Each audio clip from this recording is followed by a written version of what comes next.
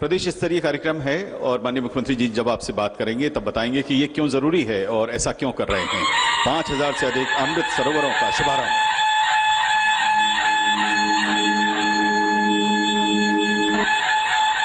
बहुत बहुत धन्यवाद। पुष्कर धरोहर समृद्धि अभियान के तहत 10,000 से अधिक प्रदेश भर के कार्यों का शुभारंभ करने के लिए माननीय मुख्यमंत्री जी से विनम्र आग्रह। रिमोट के माध्यम से 10,000 से अधिक पुष्कर धरोहर समृद्धि अभियान के कार्यों का शुभारंभ।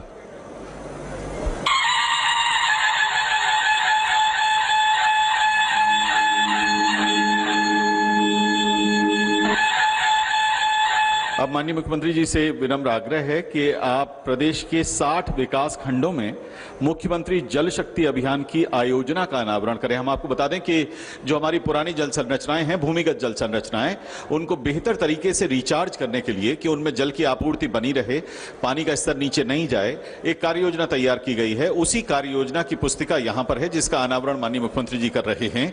प्रदेश भर के 60 विकास खंडों में इसके साथ ही जल शक्ति अभियान की आयोजना के क्रियान्वयन का कार्य आज से शुरू हो जाएगा। तो आज का कार्यक्रम बहुत ही महत्वाकांक्षी और बहुत ही उपयोगी है समाज के लिए और उसकी जो कार्य योजना है उसका अनावरण माननीय मुख्यमंत्री जी ने अपने कर कमलों से किया। आप सभी के सामने पुस्तिका को प्रदर्शित कर आज इस योजना का शुभारंभ माननीय मुख्यमंत्री जी कर रहे हैं। जोरदार तालियों से आइए इस आयोजना के लोकार्पण पर हम और आप भी शामिल हों, अपनी उपस्थिति यहां पर रेखांकित करें। बहुत बहुत धन्यवाद माननीय मुख्यमंत्री जी। रायसेन जिले के 3 जल योद्धाओं का हम सम्मान करने जा रहे हैं। कार्यक्रम में 551 ऐसे जल योद्धाओं का हम पूरे प्रदेश भर में सम्मान कर रहे हैं जिन्होंने अपने खेत में खेत तालाब का कार्य स्वीकृत करा के जल संचयन का बीड़ा उठाया और विकास की नई कहानी लिख रहे हैं। इनमें मंच पर हम प्रतीकात्मक तौर पर 3 प्रमुख जल योद्धाओं को बुला रहे हैं। सबसे पहले हैं श्री हनुमत जी, श्री पन्नालाल, ग्राम कहुला, ग्राम पंचायत टेकापार खेड़ी। 2.5 एकड़ की असिंचित भूमि है इनकी और खेत तालाब का कार्य करने के लिए आप सहमत हुए हैं और अपने यहाँ पर 3.57 लाख रुपए की लागत से एक कार्य इन्होंने स्वीकृत करवाया है। इस समय माननीय मुख्यमंत्री जी श्री हनुमत सुपुत्र श्री पन्नालाल जी का जो अपने ही ग्राम कहुला के हैं इनका अभिनंदन कर रहे हैं, शॉल श्रीफल से शुभकामनाएं दे रहे हैं और ये प्रदेश भर में जो जल योद्धाओं को अपने साथ जोड़ने की शुरुआत है उसकी प्रतीकात्मक प्रस्तुति आप इस मंच पर देख पा रहे हैं। और माननीय मुख्यमंत्री श्री शिवराज सिंह चौहान जी का। बोलिए भारत माता की। अपनी आवाज जरा, पूरे प्रदेश का कार्यक्रम है ये और हर जगह जुड़े हैं लोग, टेलीविजन के माध्यम से हर पंचायत में और हर गांव में लोग बैठे आज आपको भी देख रहे हैं और मुझे भी सुन रहे हैं। बोलिए भारत माता की। मेरे साथ जलाभिषेक अभियान के इस कार्यक्रम में उपस्थित हमारे प्रभारी मंत्री आदरणीय अरविंद सिंह भदौरिया जी, जो सहकारिता मंत्री और बड़े जुझारू नेता हैं, आपके लोकप्रिय विधायक, मध्य प्रदेश सरकार के स्वास्थ्य मंत्री, जिनको आपने ऐतिहासिक वोटों से उपचुनाव में जिताया, उन्हें इस्तीफा दिया था विधायकी से, कांग्रेस छोड़ी और तय किया कि विकास का काम कांग्रेस में हो ही नहीं रहा तो काहे को मंत्री ये वहां भी थे, वहां बने रह सकते थे, लेकिन इन्होंने कहा ऐसा मंत्री पद किस काम का कि मैं क्षेत्र के भी काम नहीं कर पा रहा, प्रदेश के काम भी नहीं कर पा रहा। कमलनाथ जी से जब कहते थे काम करो तो वो कहते थे चलो चलो, तो इन्होंने कहा तुम भी चलो चलो, हम तो मामा के संग चले। और उसके बाद आपने 64,000 वोटों से जिताया और विशेषकर कहुला, सिलारी, सुरई ने तो गजब ही कर दिया। ऐसे आपके नेता और स्वास्थ्य मंत्री डॉक्टर प्रभुराम चौधरी जी, हमारे बहुत सहज और सरल सांसद जो लगातार आपके विकास की चिंता करते हैं, आदरणीय रमाकांत भार्गव जी, हमारे नेता, पूरे जिले और पूरे प्रदेश के वरिष्ठ नेता और हमारे सिलवानी से विधायक आदरणीय ठाकुर रामपाल सिंह जी,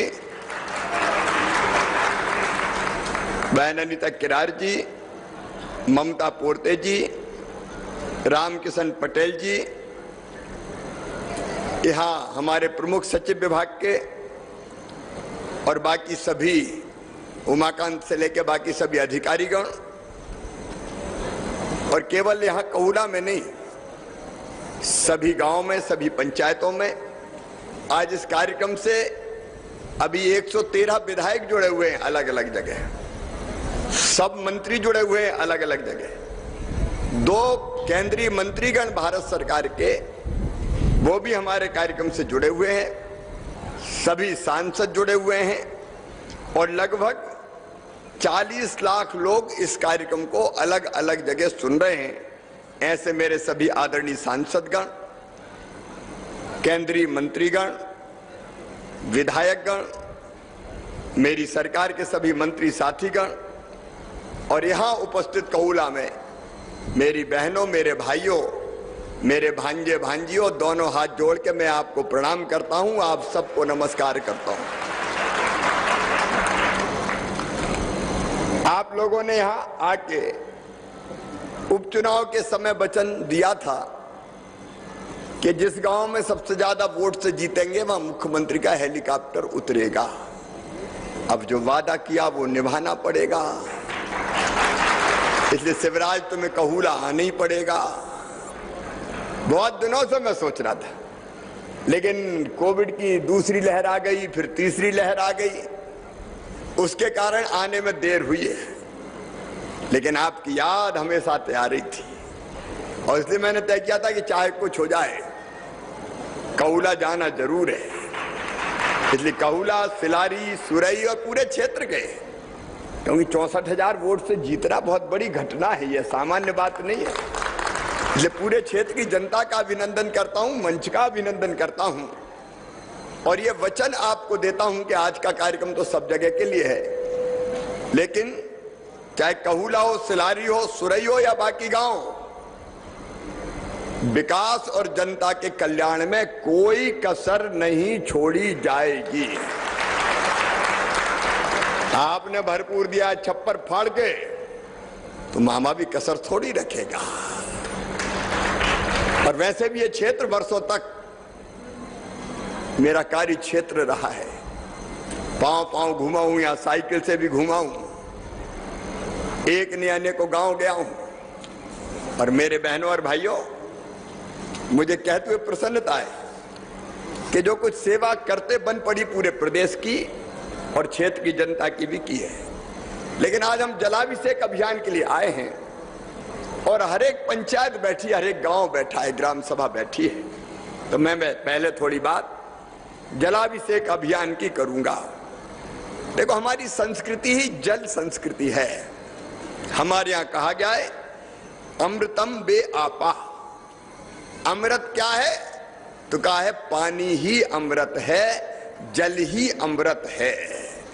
आप बताओ, पानी के बिना हम जिंदा रह सकते हैं क्या? बोल के बताओ, जिंदा रह सकते हैं क्या? रहीमन पानी राखिए, बिन पानी सब सून, पानी मिले न उबरे, मोती मानस चून। पानी के बिना दुनिया का काम नहीं चल सकता।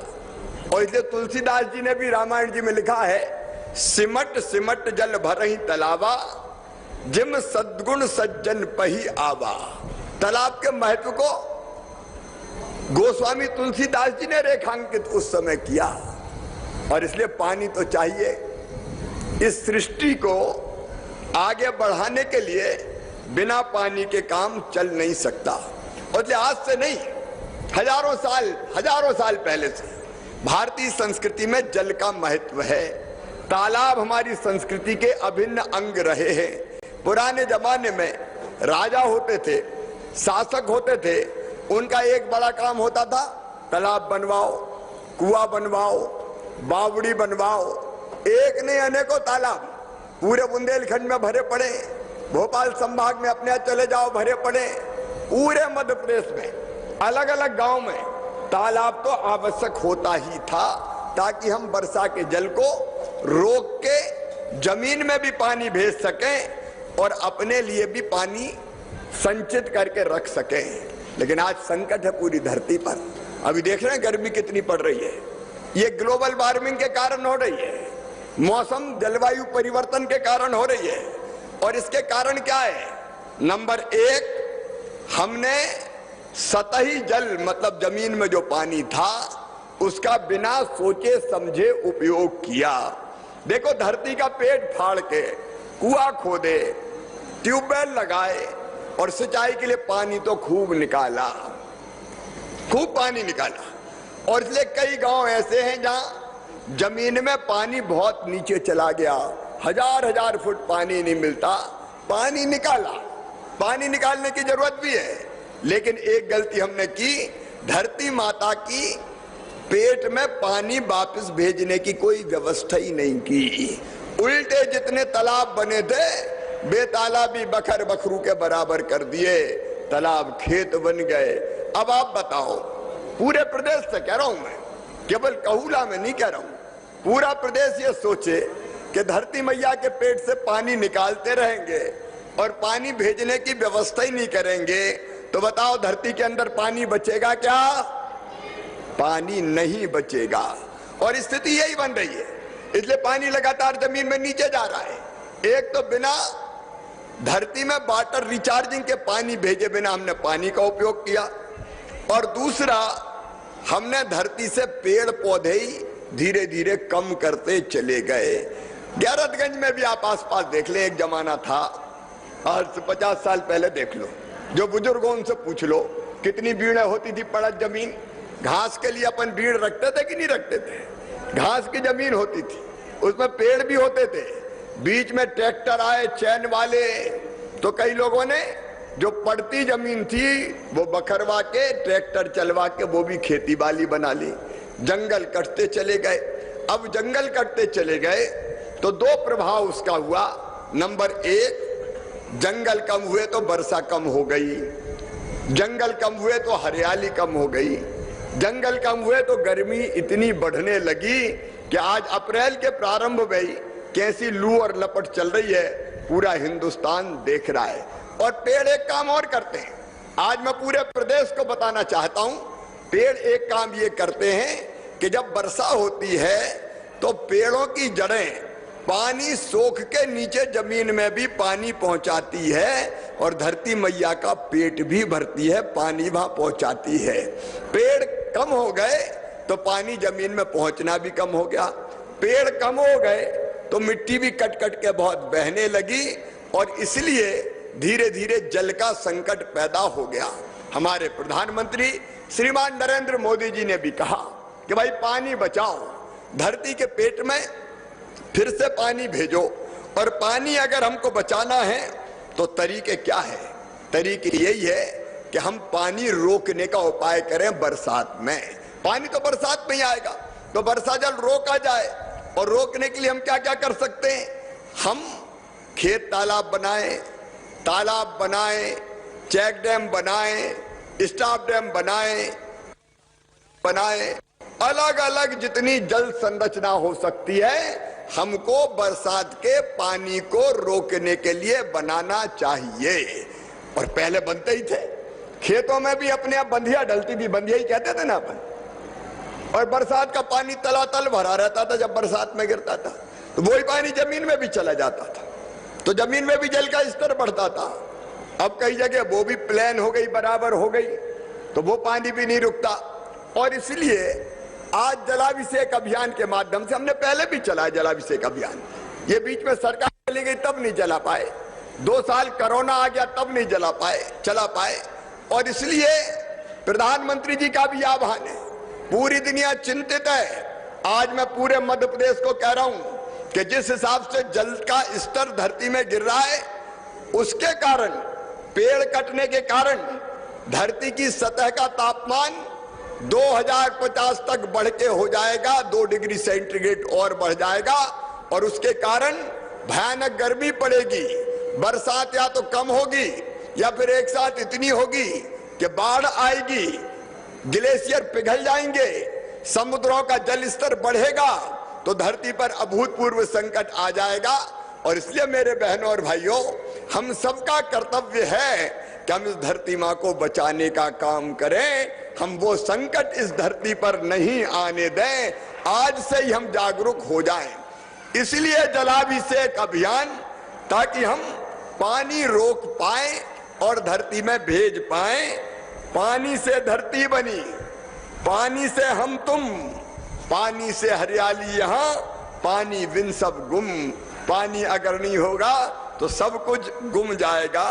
और इसलिए हम सब आज ये संकल्प लेने इकट्ठे हुए हैं कि हमारे हर गांव में, मैं आज कौला वालों को बधाई देना चाहता हूं, 30 लाख का उनके यहाँ स्टाफ डैम आज स्वीकृत हुआ है।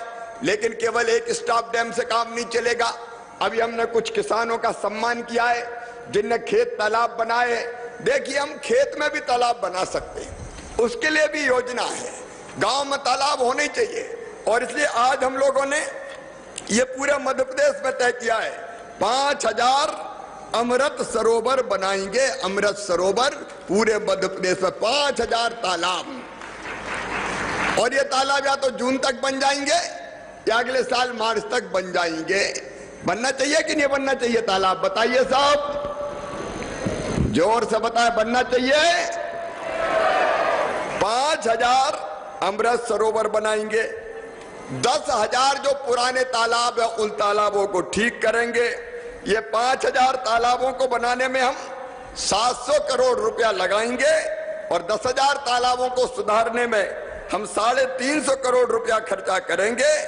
और इसके अलावा अलग अलग जगह छोटी छोटी जल संरचनाएं बना के, जो मैंने कहा, चेक डैम, स्टाफ डैम, बोरी बंधान, जहां भी पानी जैसे रोका जा सकता है, हम पानी रोक के धरती की प्यास भी बुझाएंगे और अपने लिए भी पानी का इंतजाम करेंगे। जब तालाबों में पानी भरेगा तो धरती का जल स्तर बढ़ेगा। चेक डैम, स्टाफ डैम में पानी रुकेगा तो भी धरती का जल स्तर बढ़ेगा। और इसका फायदा क्या होगा? हमारे हैंडपंप जिंदा हो जाएंगे, हमारे ट्यूबवेल चलेंगे, हमारे कुएं में ज्यादा पानी आएगा तो हम सिंचाई भी ढंग से कर पाएंगे और डायरेक्ट भी पानी से सिंचाई कर पाएंगे। देखो, अभी हमने एक योजना बनाई, मेरी बहनें बैठी इतनी बड़ी संख्या में, हमने तय किया मेरी बहनों कि हम अभी हैंडपंप से पानी भरते हैं। और हैंडपंप से पानी भरते हैं तो माताएं बहनें भी हैंडपंप पे पानी भरने बेटों को नहीं भेजती। बेटी से कहती है, जा बेटी पानी भर ला। और बेटी बेचारी गर्मी में हैंडपंप चलाए, पानी नीचे चला जाए तो और ज्यादा परेशानी हो। और हमने तय किया है कि मध्य प्रदेश की धरती पर अब हम हैंडपंप नहीं, आने वाले 2-3 साल में ही पाइपलाइन बिछा के घरों में टोटी वाला नल लगा के पानी देंगे, ताकि टोटी खोलो तो झरझर पानी आ जाए और गुंड गगरा बर्तन भर जाए। बताओ मेरी बहनों, टोटी वाला नल होना चाहिए कि नहीं? अरे जोर से बोलो, भैया आया है, होना चाहिए। तो हम इसके लिए लगातार काम कर रहे हैं। 48 लाख घरों में ये टोटी वाले नल लगा चुके और हमको 1 करोड़ से ज्यादा घरों में लगाना है। अब हम पाइपलाइन बिछा दें, बोर करके पानी निकाल के मोटर लगा दें, लेकिन अगर धरती में पानी नहीं बचा तो अपने नल में पानी आएगा क्या? नल में पानी नहीं आएगा। इसलिए पानी बचाना जरूरी है। अपने कुआं चले, ट्यूबवेल चले, इसलिए पानी बचाना जरूरी है। इसलिए हमारा ये जलाभिषेक अभियान हम प्रारंभ कर रहे हैं। और इसलिए आज मैं पूरे प्रदेश के सभी बहनों और भाइयों को यह निवेदन करना चाहूंगा कि सरकार अपनी तरफ से कसर नहीं छोड़ेगी। हम धन की कमी भी नहीं आने देंगे, लेकिन बिना जनता की ये काम पूरा हो नहीं सकता। मैं हाथ जोड़ के प्रार्थना करता हूं सभी बहनों और भाइयों से कि अपने अपने गांव में ये पानी बचाने का अभियान चलाएं। जन अभियान परिषद के मित्र हमारे स्वयंसेवी संगठनों को लेके, क्योंकि अकेले से काम नहीं होगा, सरकार से समाज को साथ खड़ा होना होगा।